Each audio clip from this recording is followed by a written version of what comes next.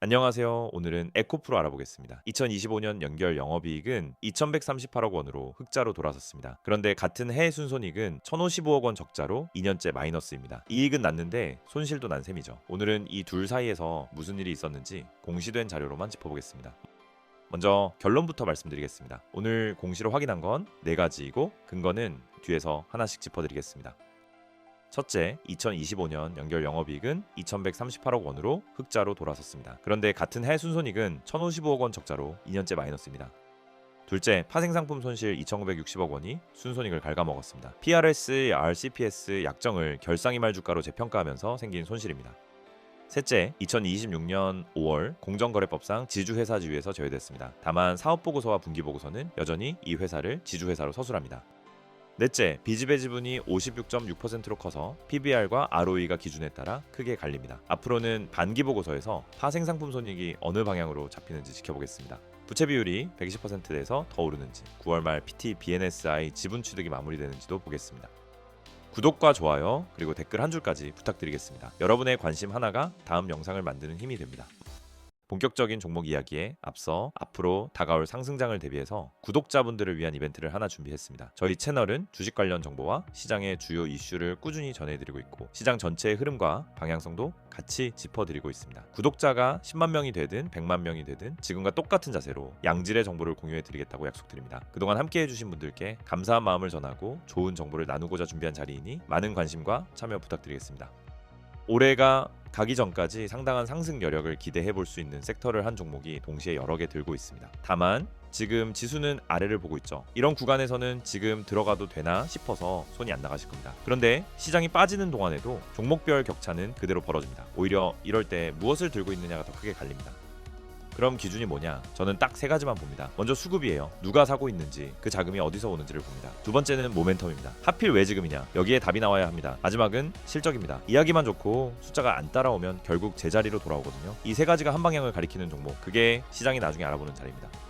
우리가 주식을 하는 이유가 단기적으로 30-40% 먹고 나오는 데만 있는 건 아니죠. 예전에 말씀드렸던 최종 병기 종목 기억하시는 분들 계실 겁니다. 그때도 상승이 꽤 길게 이어졌습니다. 그 종목은 이미 익절로 정리했고 오늘은 그 후속으로 준비한 새로운 종목을 가져왔습니다. 이제 또 다른 자리를 찾아볼 때가 됐다고 봅니다.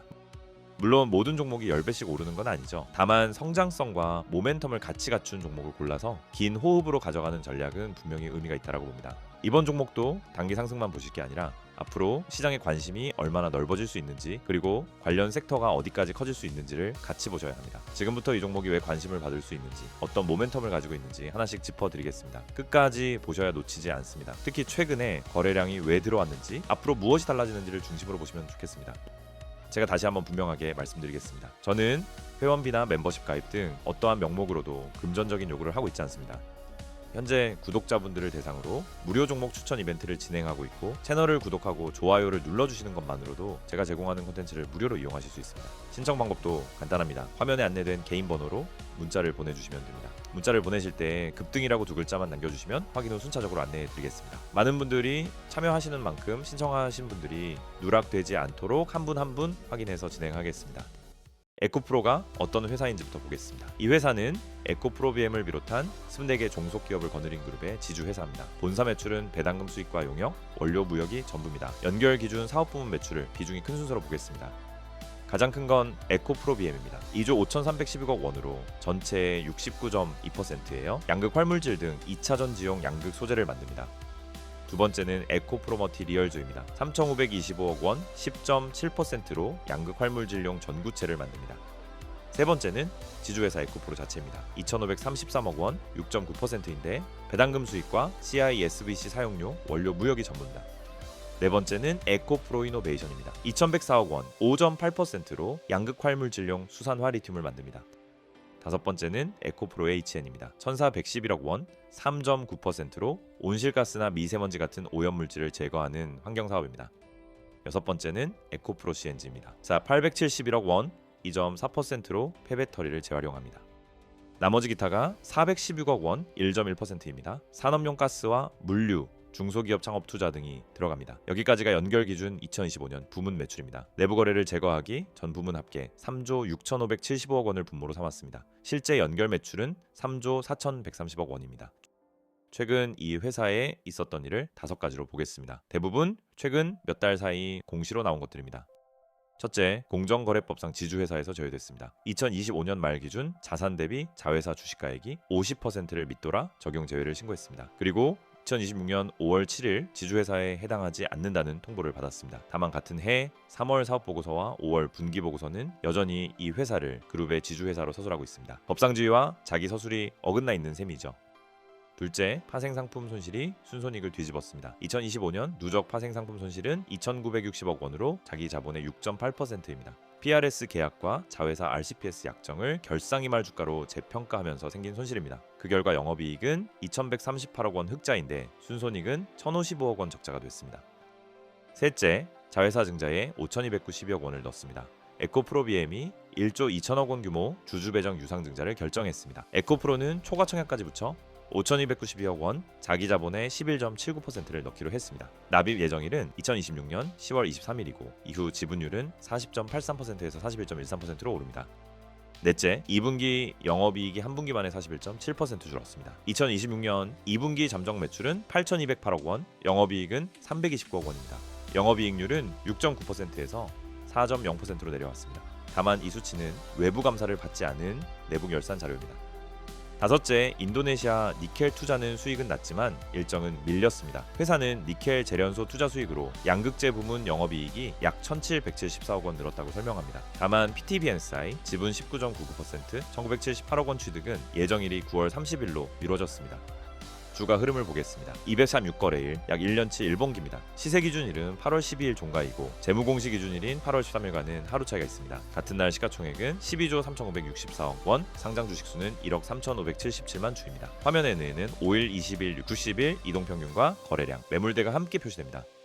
먼저 52주 최저가입니다. 2025년 10월 13일 장중 45,550원까지 내려왔습니다. 구간이 시작되는 8월 8일 종가는 52,000원이었습니다. 이후 2달 넘게 4만 원대에서 5만 원대 사이를 오가며 이 지점까지 내려왔습니다. 이동평균선도 이 구간 내내 아래쪽을 향합니다. 그리고 넉 달 반 만에 반대로 갔습니다. 2026년 2월 26일 장중 52주 최고가인 19만 원을 찍었습니다. 최저점에서 317.1% 오른 자리입니다. 특히 2025년 10월 중순부터 2달 사이 주가가 가파르게 올라간 구간이 이어집니다. 다만 이건 장중 저가와 장중 고가를 맞댄 값이라 실제로 낼 수 있었던 수익률은 아닙니다. 기준일인 8월 12일 종가는 91,300원, 거래량은 643,294주였습니다. 고점 대비로는 51.9% 아래, 저점 대비로는 100.4% 위입니다. 여기까지가 최근 1년 동안 이 회사 주가가 그린 큰 흐름입니다. 이 구간에서 주가가 왜 이렇게 움직였는지는 시세 자료만으로는 말씀드릴 수 없습니다. 자, 지금 에코프로 들고 계신 주주님들 적지 않으실 겁니다. 혼자 판단하고 대응하시기가 쉽지 않으셨을 겁니다. 어디서 더 담고 어디서 덜어내야 할지 기준이 없으면 결국 세력들 움직임에 휘둘릴 수밖에 없습니다. 그래서 제가 직접 안내해 드리겠습니다. 이 종목의 매수 타점부터 목표 주가까지 전부 알려드리겠습니다. 정확한 대응 전략이 필요하신 분들을 위해 준비했습니다. 010-8249-2719 번호로 문자 대응에 2글자만 남겨주시면 됩니다. 한 분 상황을 보고 말씀드려야 하는데 저도 몸이 하나인지라 문자로 발송해 드리겠습니다. 100% 무료이니 편하게 참여해 주시고요. 다시 한번 010-8249-2719 번호로 문자 대응만 남겨주시면 되겠습니다. 실적을 분기별로 보겠습니다. 막대가 매출이고 꺾은 선이 영업이익률입니다. 먼저 2025년 연결 영업이익은 2,138억 원입니다. 2024년 2,930억 원 적재서 흑자로 돌아섰습니다. 그런데 같은 해 순손익은 1,055억 원 적자로 2년 연속 마이너스입니다. 영업이익과 세전이익 사이에서 3,380억 원이 빠졌습니다. 그 안에 금융원가 3,623억 원이 있고 핵심은 파생상품 손실 2,960억 원입니다. 둘째, 2025년 3분기 한 분기가 연간 영업이익의 70%를 차지합니다. 3분기 영업이익은 1,494억 원, 영업이익률은 15.6%였습니다. 연간 영업이익 2,138억 원 중 69.9%가 이 한 분기에서 나왔습니다. 나머지 5분기는 0.2%에서 6.9% 사이에 머뭅니다. 3분기 하나가 유독 튀는 모양입니다. 셋째, 매출은 6분기째 8천억 원에서 9천억 원대에 머뭅니다. 8,068억 원에서 시작해 9,594억 원까지 올랐다가 다시 8,208억 원으로 내려왔습니다. 2024년에는 매출이 56.9% 급감했고 2025년 들어 일부 되돌렸습니다. 2026년 상반기 누계 1조 6,391억 원은 전년 동기보다 5.7% 줄었습니다. 넷째, 자본의 절반 이상이 빚의 배지분입니다. 2026년 1분기 말 연결 자본 총계 5조 336억 원 중 비지배 지분이 56.6%를 차지합니다. 지주구조 때문에 자회사 지분율이 50%를 밑돌아도 연결로 묶이면서 비지배 지분이 커졌습니다. 그래서 같은 시가총액을 놓고도 PBR은 지배주주 기준 5점 67배, 연결 기준 2.46배로 갈립니다. ROE도 지배주주 기준 7.6% 손실, 연결 기준 2.4% 손실로 3배 차이가 납니다. 마지막으로 리스크와 확인할 지점을 5가지로 보겠습니다. 확인된 추세와 아직 숫자가 없는 항목을 구분해서 말씀드리겠습니다. 첫째, 주에 따라 순손익이 흔들리는 구조가 남아 있습니다. 2025년 파생상품 손실 2,560억 원은 PRS와 RCPS 약정을 결상임할 주가로 재평가한 값입니다. 현금이 나간 손실이 아니라 자회사 주가가 움직이는 만큼 순손익이 따라 움직이는 구조입니다. 별도 재무제표의 핵심 감사 사항도 3년 연속의 항목입니다. 2026년 반기 보고서에서 이 손익이 어느 방향으로 잡히는지가 확인할 지점입니다. 둘째, 순차입금이 한 분기에 6,164억 원 늘었습니다. 부채 비율은 112.0%에서 117.9%, 120.0%로 올랐습니다. 순차입금은 2조 5,777억 원에서 3조 1,941억 원이 됐습니다. 여기에 2026년 10월 에코프로비엠 증자 참여로 최대 5,290억 원이 추가로 나갑니다. 부채 비율이 더 올라가는지가 관건입니다. 셋째, 이익 개선분이 인도네시아 니켈 투자 수익에 기대해 있습니다. 니켈 재련소 투자 수익으로 양극재 부문 영업이익이 약 1,774억 원 늘었습니다. 2025년 연결 영업이익 전체가 2,138억 원이라 비중이 큽니다. PT-BNSI 지분 취득 1,978억 원은 예정일이 9월 30일로 한 차례 미뤄진 상태입니다. 이 취득이 예정대로 마무리되는지가 지켜볼 지점입니다.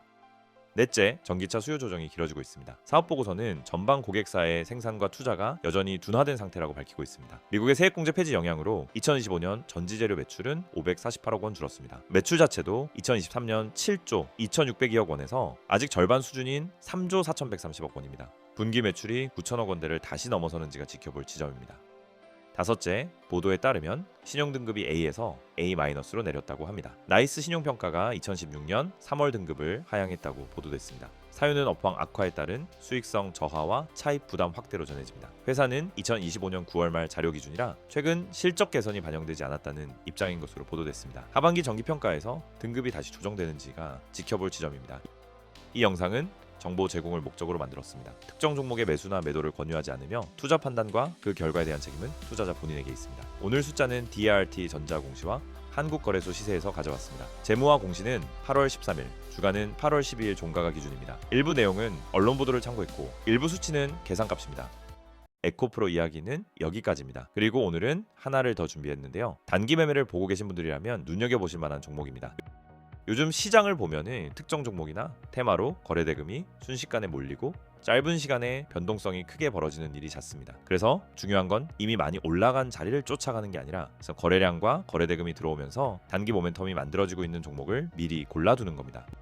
문자로 안내드릴 종목도 최근 수급과 거래량 흐름을 함께 살펴봤을 때 단기적으로 관심을 가져볼 만한 구간에 들어와 있다고 판단하고 있습니다. 단순히 종목명만 알려드리는 게 아니라 왜 지금 이 종목을 보고 있는지, 어떤 가격대를 중요하게 봐야 하는지, 그리고 단기적으로 어떤 흐름을 기대해 볼 수 있는지까지 함께 설명드리겠습니다. 단기 매매를 보고 계셨다면 한번 확인해 보셔도 좋겠습니다. 다만 단타 성격인 만큼 시장 상황에 따라 변동성이 크게 벌어질 수 있습니다. 조급하게 따라붙기보다 본인의 투자 원칙과 리스크 관리 기준을 먼저 지켜주시기 바랍니다. 단타 종목을 무료로 안내받고 싶으신 분들은 010-8249-2719번호로 문자의 단타라고 2글자만 보내주시면 됩니다. 오늘도 끝까지 봐주셔서 감사합니다.